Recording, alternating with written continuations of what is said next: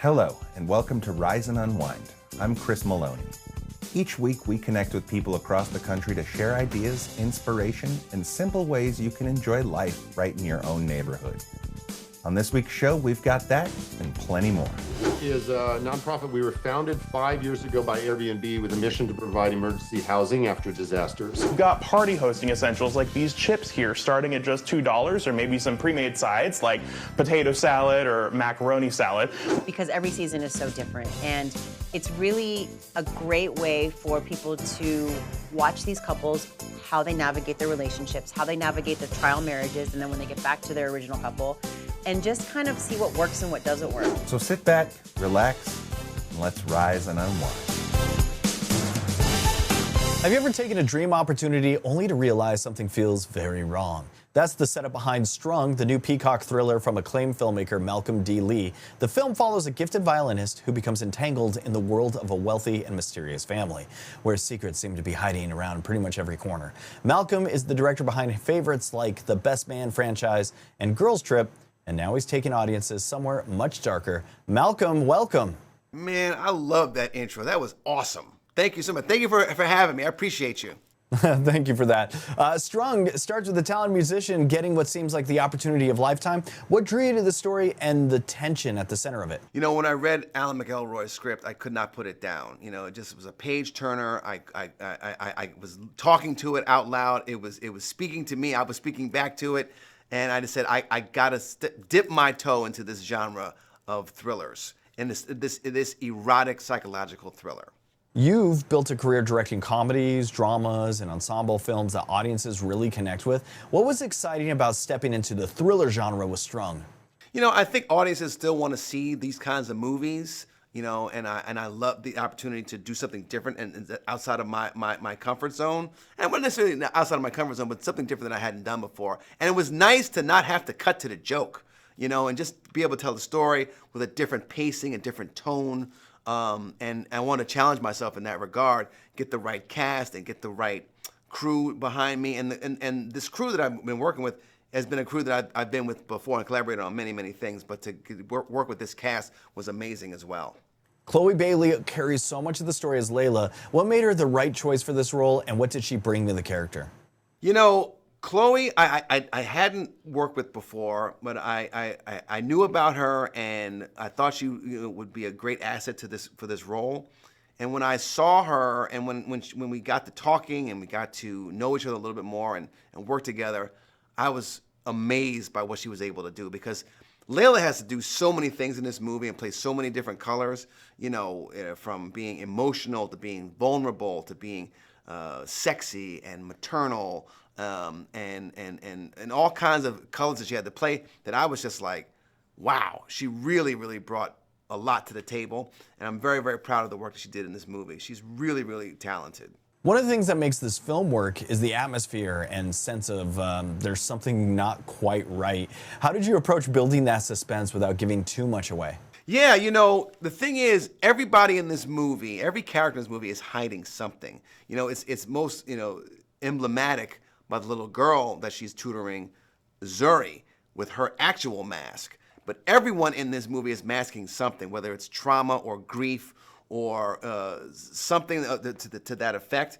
And I wanted to make sure that everything on the surface looked presentable and comely and beautiful and opulent. And so it started with the house.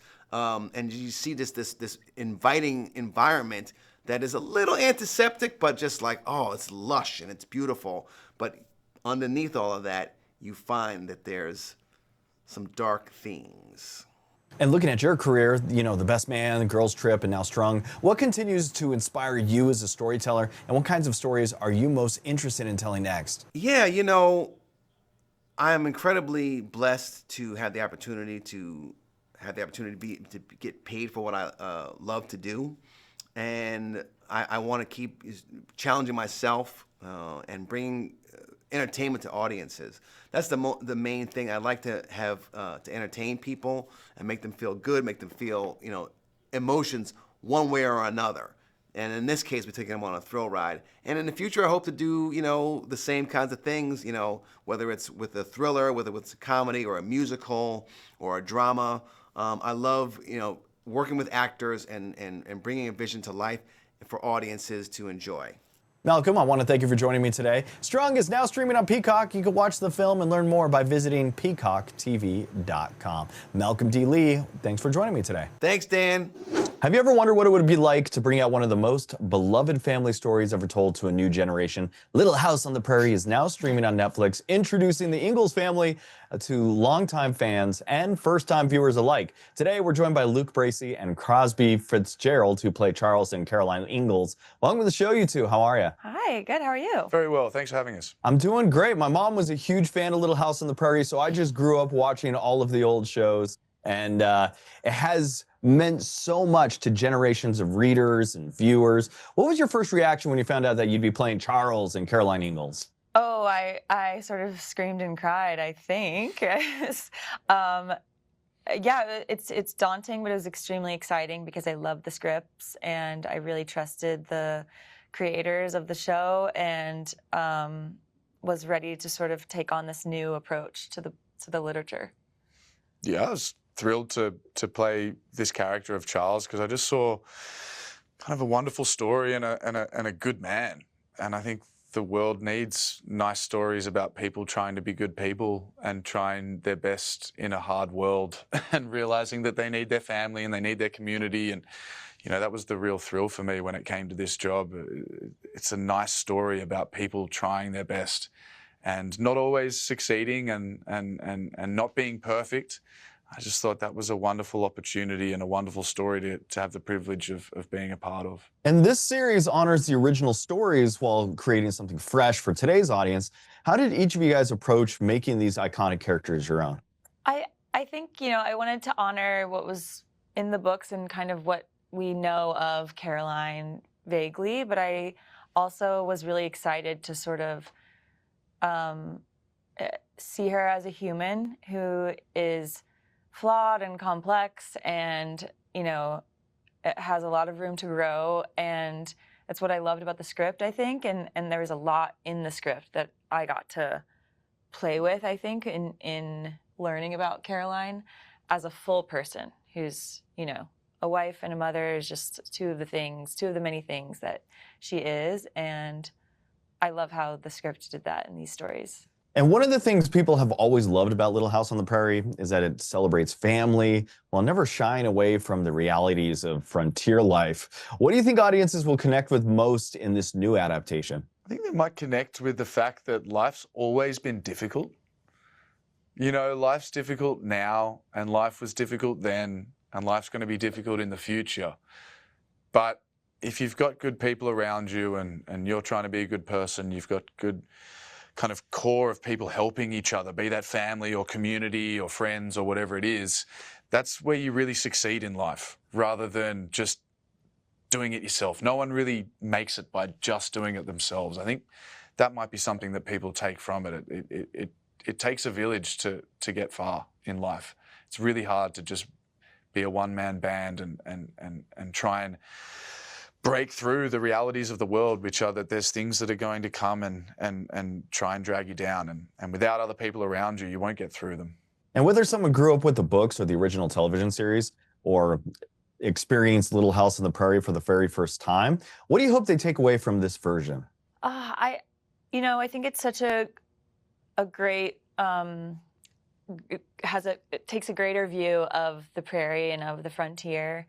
I think that's what's really excited about our series. And I don't know, there is something timeless about looking at history through the eyes of a child, because we have children all the time that are experiencing life now, and it will one day be history. And I think it's really important to see, history in sort of through the lens of a child in a sort of an aspirational way that we can all kind of learn from. Yeah, there's hope there, right? Yeah. There's hope that even though life is tough, it can be you can make it through the tough times. I think that's what children always have. They can see that life might be hard, but they always see out the other side of it somehow. They have to. They have to. Hey, I want to thank you too for joining me today. Little House on the Prairie is available now to stream on Netflix. Luke, Bracey, Crosby, Fitzgerald, I want to thank you too for joining me today. Thank you very much for having us. Good to talk to you. Summer is a great time to catch on the shows and movies everyone's talking about, but whether you're at home or on the road, Netflix has packed a lineup this season, plus some features that can help travel and family movie nights even easier. So joining us today is Vanessa Lachey, host of Love is Blind, The Ultimatum, and to share what's coming to Netflix this summer. Welcome to the show, Vanessa. How are you, my friend? Thank you for having me. I'm good. I'm good.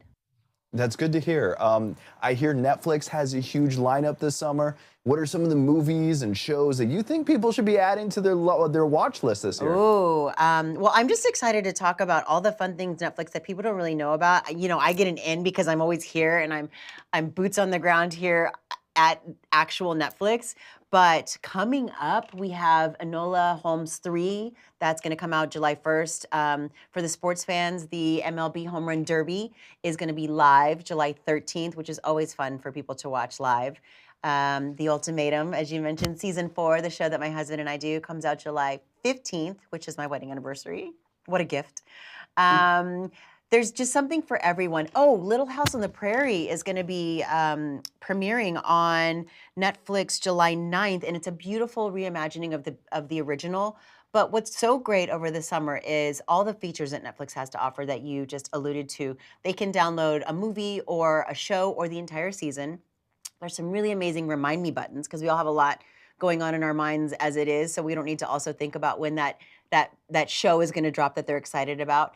And the parental controls are bar none that really make it safe for our kids to be on the app and navigating the app because you have control as the parent. And what's really beautiful about Netflix Playground specifically for little kids is that there's no ads and there's no in-app purchases. So it's just a kid being a kid, playing games with characters they love that are on Netflix, like Peppa Pig or Sesame Street and Big Bird, Gabby's Dollhouse. So it's a really safe place for them to take a break, you know, come in, or if you're traveling, you're sitting on a plane for 5 hours, you can know that they have a safe space to go to. All right, let's get to that season 4 of Ultimatum. Can you tell us more about this season and what kind of makes it a fun summer watch?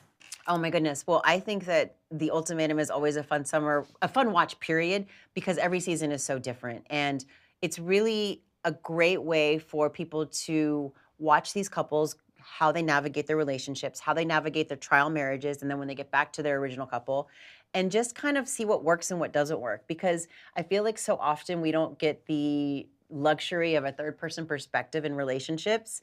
And when I watch it with Nick, we actually talk to each other. Like, did you see how they handled that fight? Or, oh my gosh, she was doing that. Would you do that? And you kind of clock what works and what doesn't work, or what's crazy or what's not crazy. And it's a great way for relationships, I think, to get stronger. Or you kind of see the writing on the wall and you're like, man, this person is like this in the show and I need to run, kind of thing. These are red flags that I'm not seeing, but he does the same thing or she does the same thing. So it's great that it takes real life into accountability. All right, and you also mentioned something about travel and how Netflix can make it easier. Can you tell us about some of the Netflix features or hacks that can make that easier?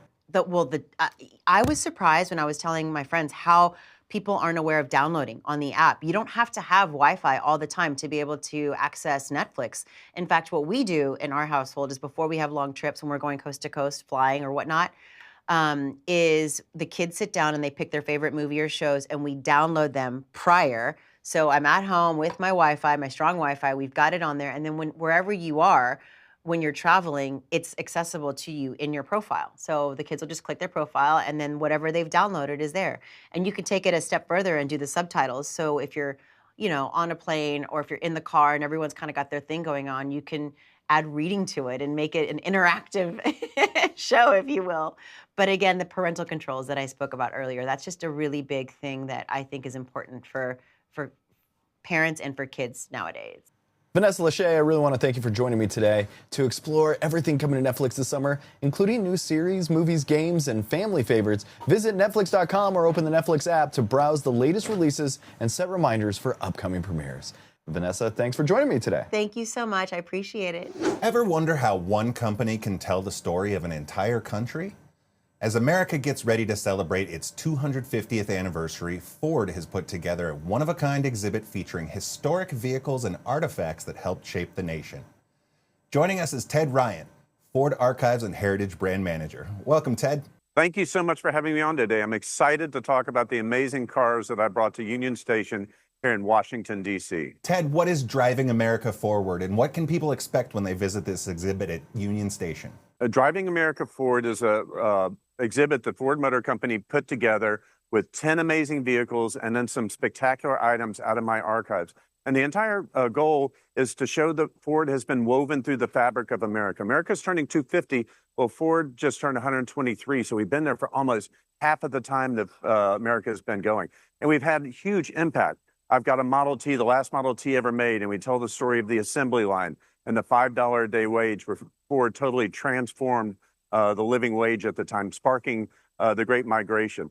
I've got Ford GP from 1941, and talking about Ford as the arsenal of democracy. A 1966 Bronco with celebrating 125 years of racing. Ford has been there at different times with different vehicles whenever America has needed them. Why was now the right time to create this experience as we head towards America's 250th anniversary? Now was the time to create this experience because we wanted to celebrate America, and what better way to do it than to show the way that Ford has transformed America. The backbone of work, I've got a 1951 tractor and an F-100. Pop culture, I've got the World's Fair Mustang and a 1956 Thunderbird. You know, if you watch American Graffiti, you'll see that there's actually a character listed as the blonde and the T-Bird. Well, that was Suzanne Summers in a white T-Bird. That was one of the first times I could find a car listed on a movie credit. So I brought a 1956 T-Bird. I talked about the 1941 Ford GP. Ford designed the famous World War II Jeep. So we brought one here to talk about Ford's role in the arsenal of democracy. America's turning 250, so we picked 7 spectacular moments and with 10 different vehicles to tell that story, and a free and open exhibit to the public. You've mentioned a lot of incredible vehicles there on display, but is there one that visitors absolutely shouldn't miss? One they shouldn't miss is the one over my shoulder. It's Jay Leno's 1934 flathead Ford pickup. And Jay doesn't put cars out on loan very often, but when I called him, I'm like, I'm celebrating America 250, what you got for me? And he said, my first ever car was a 34 Ford. I bought it when I was 14. It wasn't running, and Dad only let me buy it because he knew it wasn't running. By the time I turned 16, I had it running. When he made it big as a comedian, he went back and he bought a 34 Ford and he hot rodded it. So Jay Leno's car is the one over my shoulder, and everybody should make sure to check it out to say that you've been to Leno's garage. Do you have a favorite artifact in the collection, and what's the story behind it? My favorite artifact is Moylan's Arrow. A Ford engineer named Jim Moylan pulled up to a gas pump in a rental car, and he didn't know what side of the car the gas tank was on. So he went back and he wrote a memo to our employee suggestion line saying, we should put an indicator saying what side of the car the tank is on. Ford adopted it with the T-Bird, and within a few years, the entire auto industry had adopted it. So I have Jim Moylan's original note saying that we should put a gas tank indicator. So every time you go to the gas station, you look down to see what side you should pull up. We should all thank Jim Moylan. Thanks, Jim. That's definitely helped me a lot. Now, a lot of families are traveling over the summer. Why is this a great stop to add to their plans? This is a great stop. Well, Union Station is just a wonderful place to go. But it's a great stop because you're going to experience things that you've never seen. These 10 vehicles and the artifact display that we have. I just watched a man go through and he read every single word in the pop culture case. You see the Bullet car. You see Goldfinger. You see fashion. We have a Versace Ford logo. We have all these amazing things that we pulled out of the archives that match up to the cars. And it tells a complete story of Ford in America, our 123 in celebration of America's 250th. This exhibit celebrates Ford's history, but what does it say about the company's future? What it says about the company's future is that we've always been able to adapt, and we make the car for that generation. Over my shoulder, you can see the World's Fair Mustang, 1964 World's Fair. That was a car designed for a generation. The baby boomers wanted their own music, and they got the Beatles and Stones. They wanted their own fashion. You got bell-bottoms and long hair. They wanted their own car, and they got the Mustang. Well, our engineers right now are designing the car of the future, and we just announced a new universal vehicle, the battery one that will be coming out. That's going to be the car for the next generation. So as I look back at Ford's history, I know our DNA tells us that our future is bright. Where can we go for more information? You can go to Ford From the Road. I recorded 7 videos. My name's Ted, so there's 7 TED Talk videos talking about the 7 pillars and the 10 different vehicles that we're going to have on display. So forwardfromtheroad.com, check out some of the videos and great pictures of the artifacts that we brought. Ted, thanks so much for being here. Thank you for having me. Summer fun is great until you start adding up the receipts. Between road trips, backyard cookouts, and higher grocery bills, the costs can pile up fast. Joining us now is prime saving expert Griffin Buch with a few practical ways families can save money on both food and fuel this summer. Welcome, Griffin. Hey, Chris, thank you so much for having me. That's right, summer is all about having fun and making memories, and with Prime, we're making entertaining more affordable from the grill to the gas pump. Millions of families are traveling over the summer. What are some ways they can save money at the pump? Well, from July 2nd through the 5th, Prime members can save 50 cents per gallon on one fuel purchase at more than 7,500 participating BP, Amoco, AMPM, and Thornton's locations nationwide.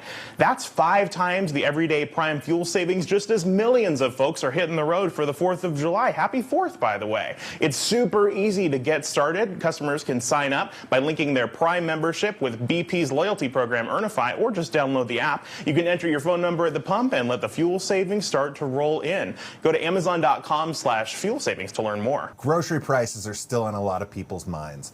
How can Prime members save on both time and money on groceries for holiday celebrations and throughout the summer?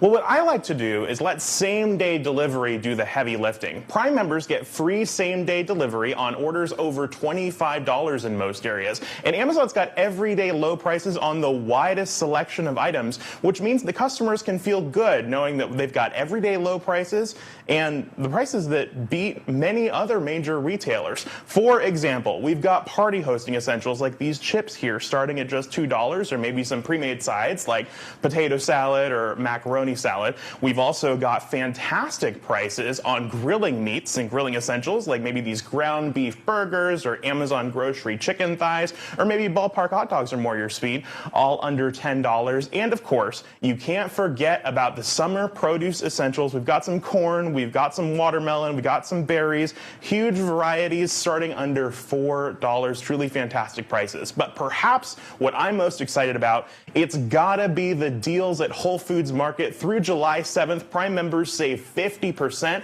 on ice cream and frozen treats, whether they shop online or in-store at Whole Foods Market. It's a great sweet treat to wrap up any barbecue or fun summer activity. For households receiving SNAP benefits, what grocery savings and conveniences are available through Prime? Well, it's incredibly important, and that's why Amazon offers discounted membership to government assistance recipients and income-verified customers through Prime Access. And this summer, from July through September, Prime Access members will see a $5 monthly grocery credit for use on eligible everyday essential grocery items and orders over $25. That's things like baby food, breakfast items, snacks, and other items. Folks can go over to Amazon Access to explore other ways to save time and money on groceries. And for SNAP recipients, they can use SNAP on EBT eligible items from Amazon.com, Amazon Fresh, and Whole Foods Market. If you're hosting a barbecue, what are a few menu ideas that are easy on the budget but still fun for everyone? Easy on the budget, but still fun. I'd say shop based on what's in season. I mentioned corn.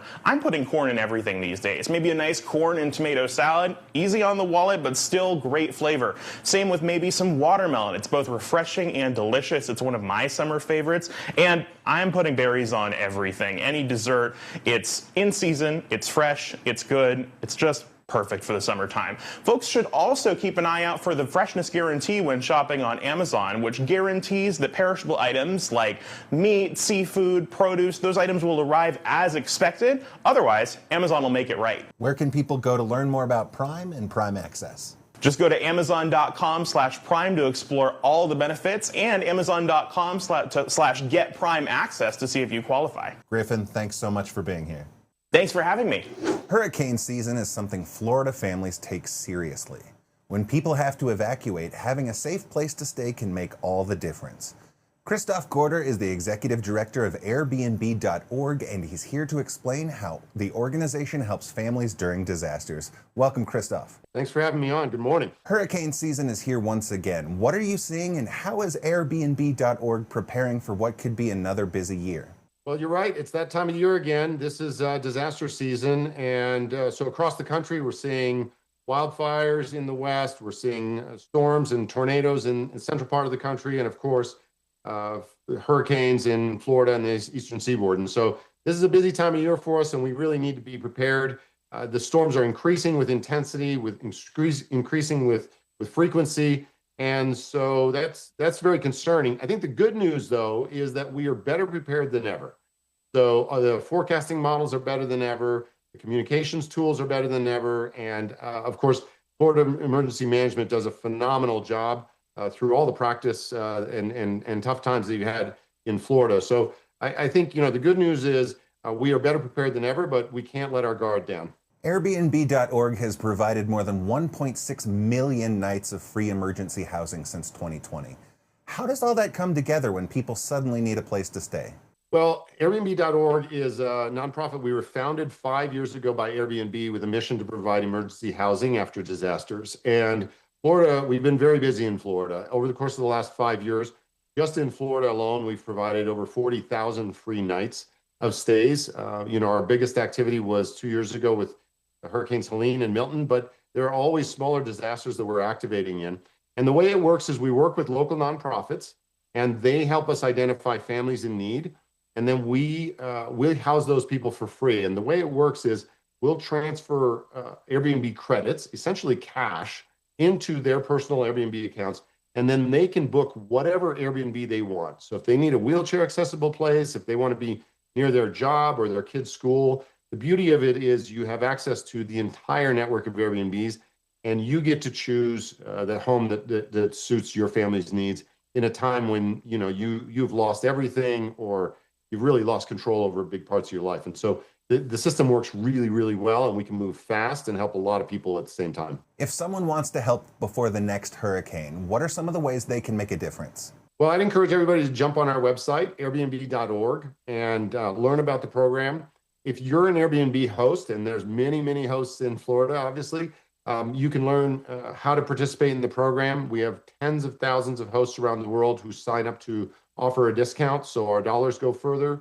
Their donations can help more people. And thousands of hosts also give 1% or 2% of their proceeds to be able to help pay for stays in other locations.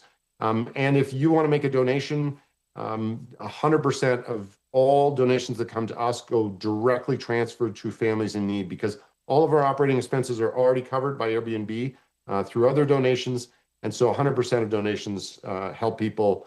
And you can find out more about this on airbnb.org. All right, one more time, give us that website where our viewers can go to learn more, sign up as an airbnb.org host, or make a donation. Check out airbnb.org, and we'd love to have you as a partner. Christoph, thanks for being here and sharing such important information. Thanks for having me on, and we hope your listeners never need us, but if they do, we're here to help. That's it for Rise and Unwind. Thank you so much for watching. If you'd like to learn more about the show, visit our website at riseunwindtv.com. And for behind-the-scene moments and celebrity interviews, be sure to follow us on Facebook and Instagram at Rise Unwind. You can also find our full episodes on YouTube under the same name at Rise Unwind. Until next week, I'm Chris Maloney. Thanks for spending a little time with us on Rise and Unwind.